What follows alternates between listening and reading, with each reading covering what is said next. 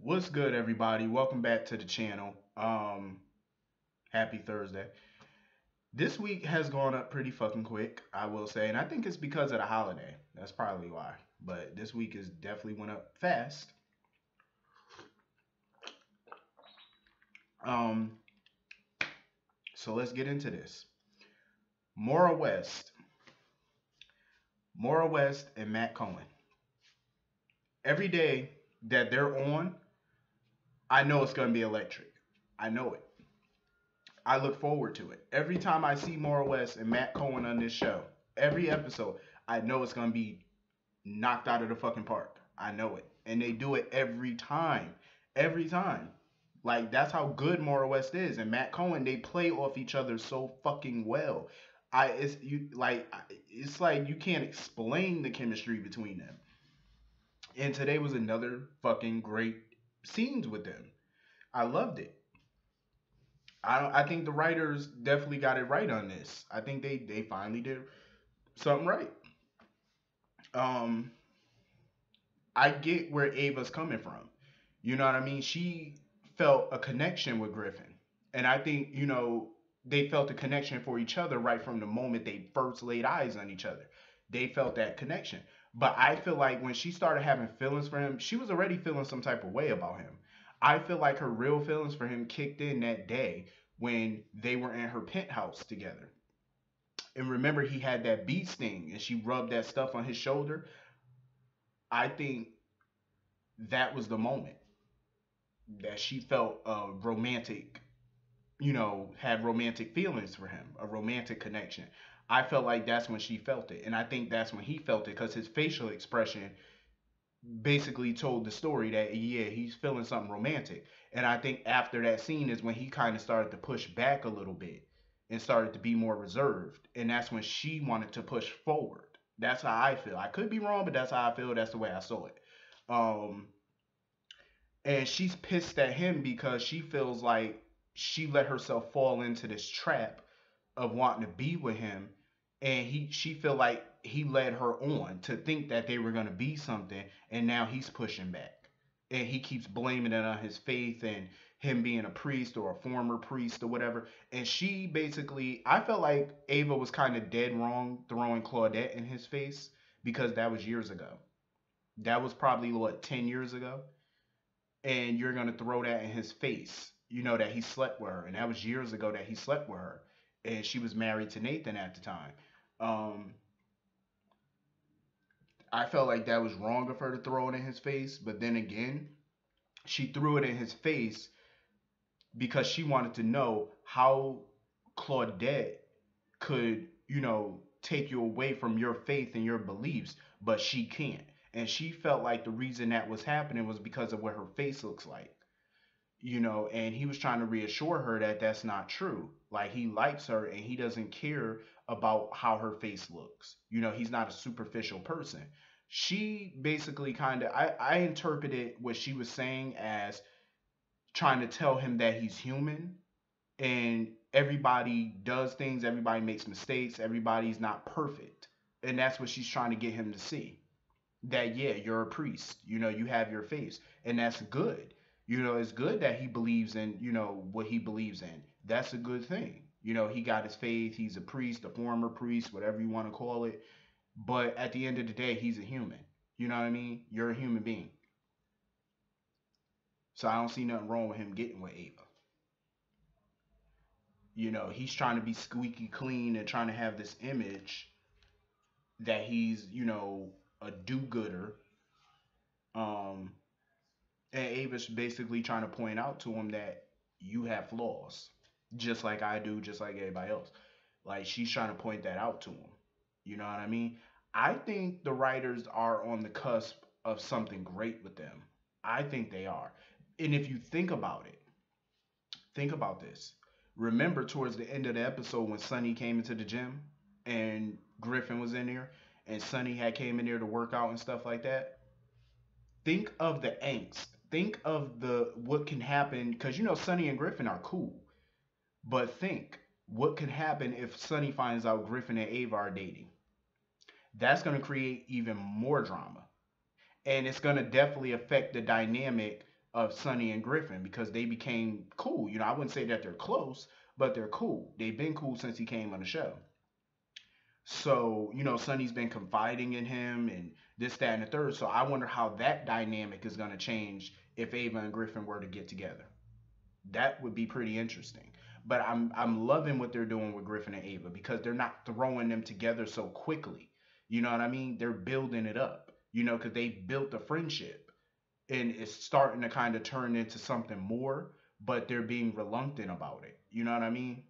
Griffin is more reluctant about it than Ava is, and I like that.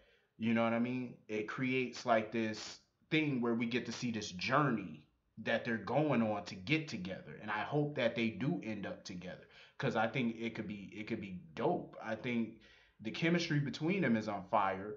You know what I mean? And I would love to see that more explored. I think it's pretty cool. So Ava called Valentine because she's ready to get that surgery to get her face back to normal. I feel like this is a bad call on her part. I don't think it's a good idea to call Valentine, and I feel like it's gonna backfire on her face. I just feel like it's gonna, no pun intended, but I think it's gonna backfire on her. I think it will in some way. I just don't see it coming out the way she expects it to. But those scenes definitely keep me watching. Like I love it.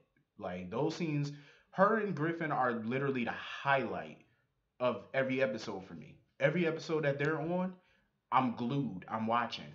I always stop what I'm doing and pay attention to their scenes. Everybody else, it's kind of whatever. But with them two, I pay attention. I watch every scene, glued, because that's how dope they are. Like I just feel like you just got two brilliant people on the show. It's like, what more can you ask for? Like they're just, that good. Um, and they're interesting, and that's what I love. It's good soapy drama. Is pretty good. The chemistry is on fire. So I am getting real sick of Jordan. I've been sick of Jordan and this back and forth shit that she be doing with Curtis. Like it's getting on my nerves.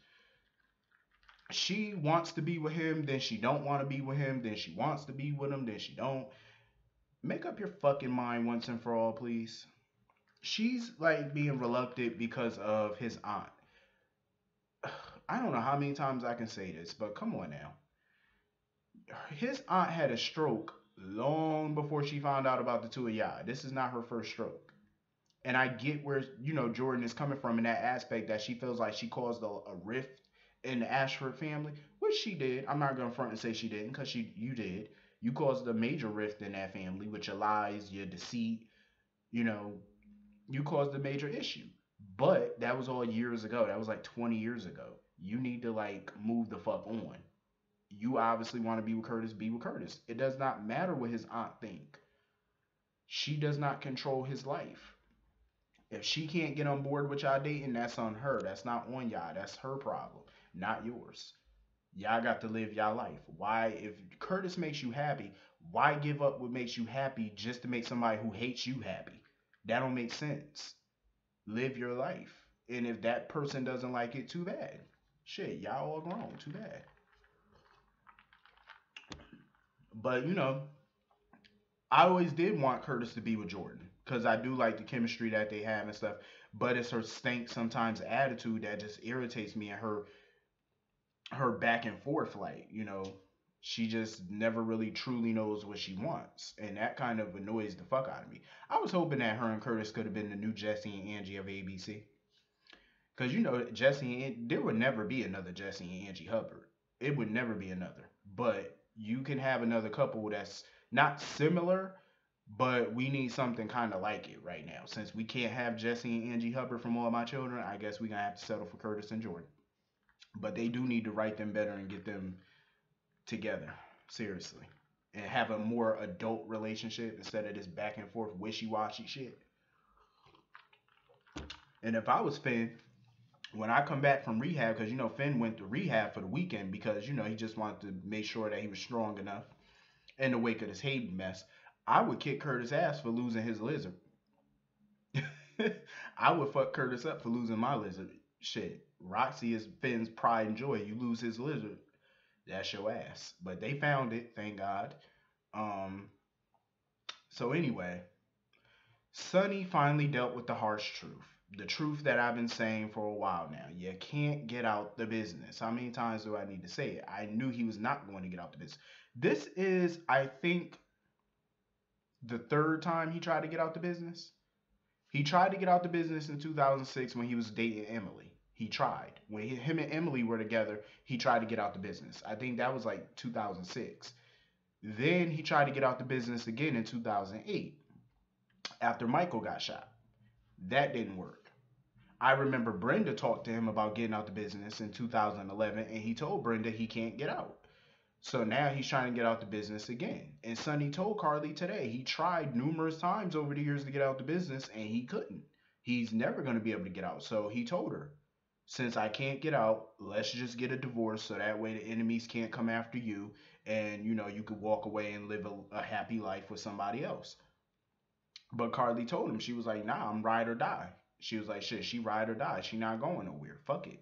If he got to stay in the business, fuck it. And I knew he wasn't going to get out anyway because think about it. If he leaves the business, you're going to get somebody like Petrov, even though Petrov is dead, but you're going to get somebody like him running Port Charles. And it's going to be mayhem and chaos.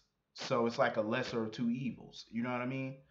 If Sonny stays, at least you get less chaos and less damage done to the city. But if somebody more deadly or like an Anthony Zakara type come in and take over Port Charles, that town is fucked. You're gonna have drugs in that town. You're gonna have guns in that town. It's gonna be a lot of shootouts, a lot of druggies and junkies. It's just gonna be mayhem and chaos. It's gonna be more crime in that city than ever. That's why Sonny has to stay because it's like a lesser of two evils. You know what I'm saying? Like, think about it. Say if Anthony Zakara was still alive, who would you rather run in Port Charles, Sonny or Anthony? If you lived in Port Charles, who would you rather, Sonny or Anthony? In my opinion, Anthony was funny as shit, but that motherfucker was Looney Tunes. That motherfucker was crazy. I would never want to live in no town with Anthony Zakara as a mob boss. I'm sorry, but no. If you even spilt a little tiny cup of coffee on him, he'll have you killed and your whole family, and he'll burn down your house just for the simplest shit. Like that's how petty and crazy that old man was. I'd rather kind of deal with Sonny personally, um, because he's not batshit crazy. He's not impulsive like that. He's a much easier person to deal with in a sense. As far as running that town as the kingpin. You know what I mean? I just knew he wasn't gonna get out. Carly should have been more realistic about it. I mean, when you've been in, I could see if he's been in the mob maybe a year, then yeah, he can get out. It's easy because he doesn't know that much. But when you've been running Port Charles for 24 years, going on 25 years, it ain't that easy to get out. Come on now. Have some common sense. I mean, seriously, you're not going to go nowhere. You know too much. You're vulnerable because once you lose that power base, you're weak. And Sonny can't afford to be weak right now. Hell no. But I knew that wasn't going to happen. So Franco is still talking about this damn picture with this little boy in the picture. I have a feeling that's Jason in that picture because the writers are definitely trying to get Franco back into Jason and in the Corinthos orbit because they're trying to make Franco important on the show. That's what they're trying to do, and they haven't succeeded. And Franco's character has been on the show since 2009, off and on, but that was when James Franco was playing the role. So the new Franco has been on the show since 2013, and they still can't connect him to this show, and they're trying.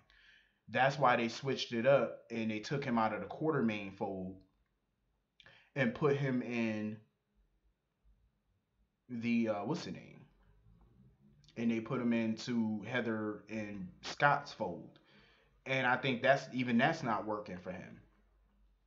So Jake came downstairs with a picture. And I think the picture was of Jace. I think it was of Jason at the Quartermain mansion because I had the TV on mute, so I couldn't tell who it was. But I think that was either Jake or Jason in that picture at the Quartermain mansion. And that little boy looked like the same little boy that was in that picture with Franco. I have a feeling that I hope it's not Steve Burton's character. I just don't want to see Franco readmitted back into the Quartermain family. But I do think Heather was probably lying and she never really had no twins or she never had another child. And Franco really is a Quartermain. I hope the hell he's not. I just don't see Franco as a Quartermain. Like, please don't make him a Quartermain. Like, I'd rather, they say that Steve Burton's Jason or Billy Miller's Jason was Heather Weber's other child too, and Scott Baldwin is the father of twins. Like, I just don't want to see Franco as a Quartermain again. Like, for what? He doesn't fit in that family. Hell, right now he doesn't fit into the Baldwin family either. I just think it's stupid trying to make him a part of a legacy family just to make him somewhat important on this show. It's not gonna work. Stop doing it. You tried to make him a Quartermain the first time. It looked stupid. It wasn't needed. The fans didn't like it. Why try it again? Don't do that. Don't come up with something different. Don't do it. Or better yet, do what everybody's been saying. Get rid of the Franco character. Bring Roger Howard back as somebody else. I don't really see him coming back as Todd Manning. I don't think so. I think they should just find a different character for him. Bring him back as some type of businessman or a Cassadine. I think he could make a good Cassadine. I think he could. But I just don't see him as a Quartermain. Or if you're gonna make him a Quartermain, don't make him Franco. Shit, make him a different character. I'm just saying, like, I think it's better. Elizabeth, I don't understand something. Where are her other two children? All I see is Jake. Where's Cameron? I haven't seen Aiden in 7 years. I can't remember the last time I seen Aiden. I mean, the last time I seen Cameron was a couple months ago when he was with Spencer and Hayden. But where the fuck is Aiden at? I haven't seen Aiden in God knows how. I don't even remember. Did we even see Aiden at some point this year? Like, have we seen Aiden at any point in 2017? Because I don't remember. Like, you would think she only had one child. Like, damn, she every time she come home, all you see is Jake running down the stairs. I'm like, damn, where the other two children at? Somewhere in the attic being hidden up there or something. Um. So anyway, Bobby. I like Bobby, and I'm not mad at her for investigating Nell, because I do think there's something shady about Nell. Honestly, I do. I just feel like that was not the time. You know, Jason's in the hospital. Everybody's worried about him, and you bringing up this Nell shit right now. I just feel like that wasn't the time. And Carly kept telling her like it's not the time. But I get where Bobby's coming from because she feels like this is the time because after what Felicia told her about that shit where Nell's fiance was killed in a kayaking accident, it got her thinking. Like, what if she's trying to kill Michael to get his money or his ELQ stock? I mean, Michael is worth a pretty penny. He got trust funds, he got shares in a major company. He's pretty, well off. And what if she's trying to kill him to get that? You know what I mean? So I can understand where Bobby's coming from. She's being cautious and rightfully suspicious. And that scene where Michael and Nell was in bed and Michael was asleep and Nell kept looking at him, but the way she was looking at him kind of set off alarms with me. Like, why are you eyeballing him like that? Like, she had some weird look in her face. I'm like, yeah, the bitch is up to something. She's up to something. Hopefully, Bobby figures out what before it's too late, because she's definitely up to something. I don't trust her. There's something about her that's off to me. I don't fully trust her because you never know what's the truth and what's a lie out of her mouth. But anyway, this was a solid episode. Hit that like button, hit that subscribe button. Hit me up in the comments. Let me know what you thought about this episode. And I'll see you all later. Have a great day.